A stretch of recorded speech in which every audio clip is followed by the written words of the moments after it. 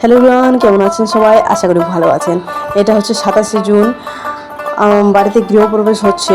তো তোমরা তো দেখতেই পাচ্ছ। আর অনেক দিন ভিডিও না দেওয়ার কারণ হচ্ছে মানে আমরা সবাই একসাথে থাকলে আমি ভুলে যাই যে মানে আর কি ভিডিও আমাকে দিতে হবে বা ভিডিও দেওয়ার আমি চ্যালেঞ্জ নিয়েছি। তো সেটা হচ্ছে কথা। আর এখানে নারকেল ফাটাচ্ছে। প্রথমে তো ফাটিয়ে জলটা নষ্ট করে দিয়েছে, মানে পড়ে গেছে, সেটা জানতো না যে জলটা ছিটাতে হবে, সেটা চলে গেছে। তার জন্য আবার মানে আর কি আরেকটা নারকেল ফাটিয়েছিল।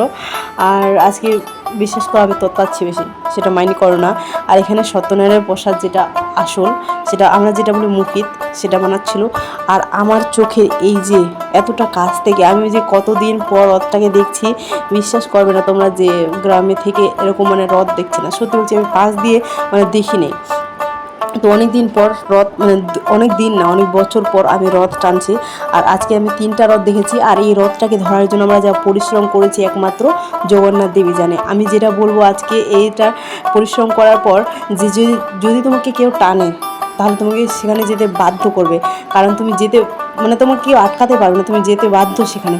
সত্যি বলছি, মানে এই রথটাকে টানার জন্য কতটা পরিশ্রম করে যে আমরা গেছি একমাত্র জগন্নাথ দেবী। পরিশ্রমের ঘটনা যদি তোমরা জানতে চাও তাহলে অবশ্যই কমেন্ট করে বলো, আমি সেটা তোমাদের সাথে শেয়ার করব। আর রাত্রিবেলা হচ্ছিল কীর্তন, যেখানে আমি মানে কি না থেকে ঘুমিয়ে পড়েছিলাম। একটু পরে এসে ভিডিও করেছি তোমাদেরকে দেখানোর জন্য। আর ভিডিওটা কেমন লাগলো অবশ্যই কমেন্ট করে জানাও আর সাবস্ক্রাইব করে।